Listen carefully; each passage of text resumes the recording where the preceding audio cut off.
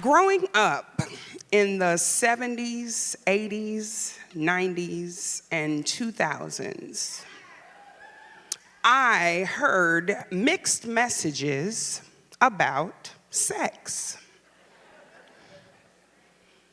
I would hear songs like, "Let's get it on," to "Let's talk about sex, baby. Let's talk about you and me," to "It's okay to say no," and "If you like it, then you should have put a ring on it." In a young mind that's trying to figure out their identity, I wonder, how do you keep all these messages clear? Do you do it? Do you not do it? And then there's the sweet talk from people that wanted to do it with you. Along with being raised in a Christian home, this could be a challenge. I needed fearless people that would embrace my curiosity and answer all the questions that I may have had. I grew up in the home of some of the best educators in the world.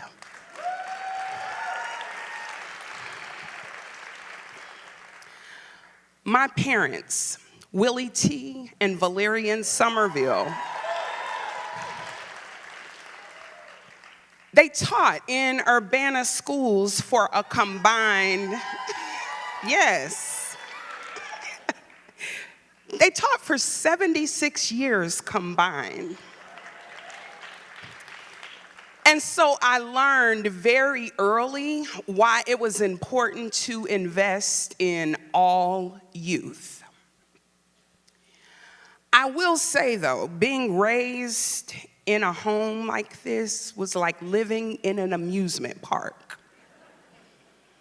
I experienced all of the emotions in one place. So think about it, at amusement parks, you laugh, you cry, you feel rage, you get good food, and you just also feel peace just by simply sitting on a park bench, watching everybody else experience the park. You know, an amusement park also isn't all fun and games. There can be some very dark and scary places as well. I think about my introduction to sex. Let's just say that is not how anyone should have been thrown in. At 5 years old, I was a survivor of sexual assault and kidnapping the summer before I entered kindergarten. This kind of traumatic event can really screw a kid up. You know, I'm grateful, though, I had a mom that knew I was going to need a whole lot more support than most girls she had worked with as a junior high counselor. Have you guys ever heard of that term, broke best friend? It's that annoying friend who always tags along, never has money to pay, but you know what, you just love them and you just pay and treat them anyway. Looking back, I was my mother's broke best friend. We had healthy boundaries, yet she processed everything with me. She was that mother that did not shy away from reproductive health and well-being, also known as sex. My mom's perspective was very broad and open-minded if you were willing to listen. She wasn't this "don't you do it" kind of mom. She was the mom that explored the entire topic without fear. She led a Christian life and being raised by a Christian mother made me who I am today. Her message to me was, Shandra, keep yourself in mind at all times. Make sure whoever you choose to be with thinks enough of you too. Sex talks with my mother were never taboo, and they actually helped me appreciate experiences that I had without shame and guilt that often happens for survivors of sexual assault. Her wisdom embraced my entire being to the point I went away to college, and she sent me packing with a whole big box of condoms and birth control for an entire year. I was even able to share with the ladies in my dorm, and my nickname, they affectionately called me Miss Condom Mart. So while I was in college, I met this man that was my senior. Basically, he was a little older than me. He appeared to be mature. He met all of the standards that were perfect for me. He wooed me, and I was ready to ride the love train with him. On the winter break after my first semester of college, my mother and I were driving to the airport. These car rides were always where we would catch up because we would have uninterrupted time to just process everything. On this particular car ride, I let my mother know about this man that I met, and she had to remind me, I hope you're thinking enough of yourself to be safe. And does he really care about you and your well-being? I'm sitting in the back, rolling my eyes, and like, oh. And finally, I just couldn't take it anymore, and I screamed out, Mom, I have needs, and I'm gonna get my needs met.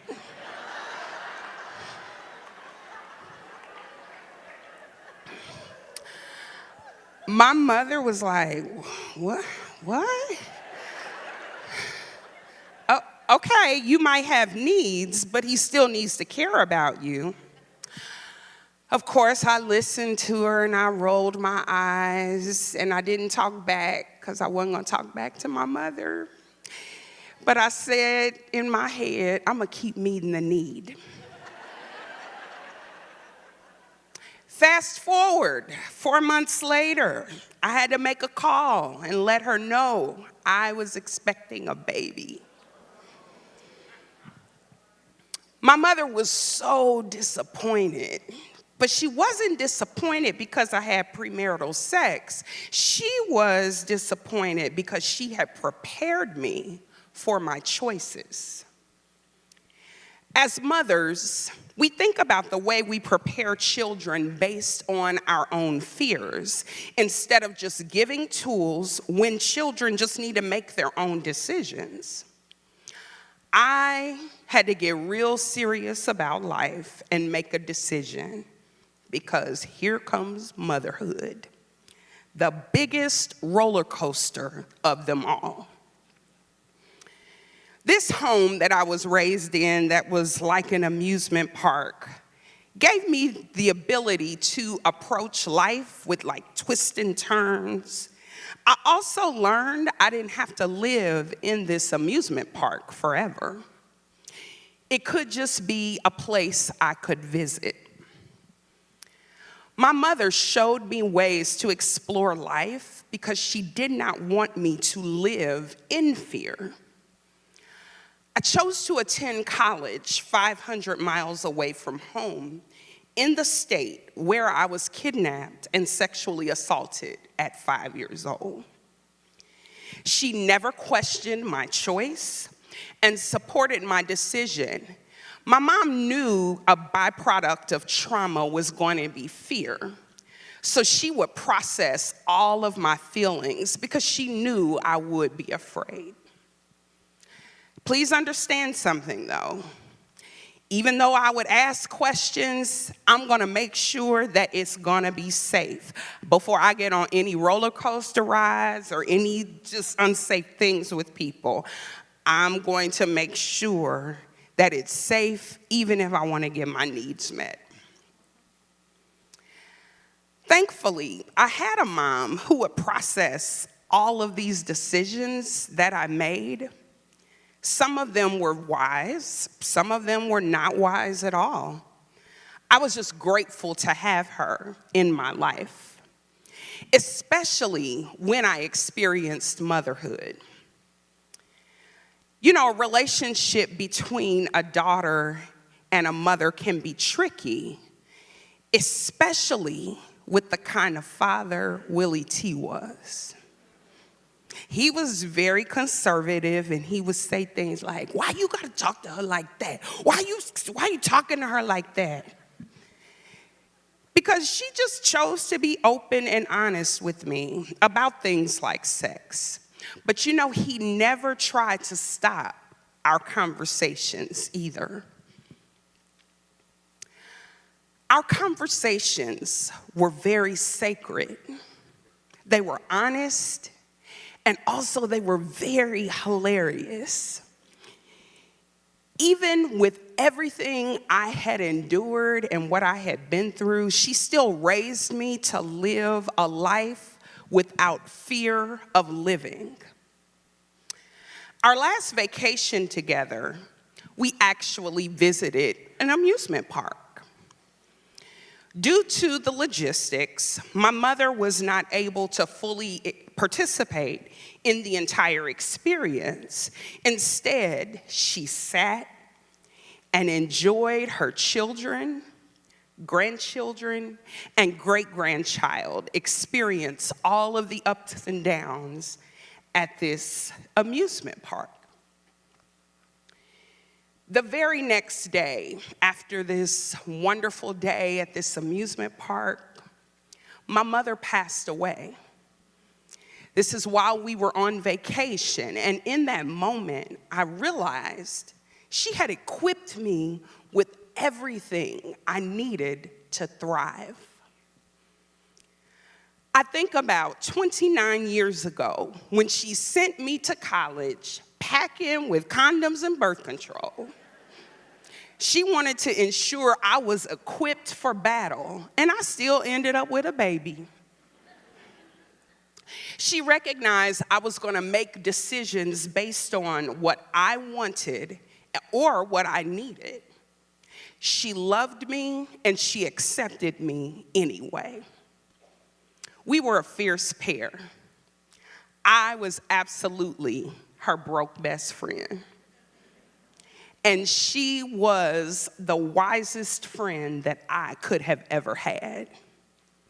And you know what? She wasn't even scared to talk about sex.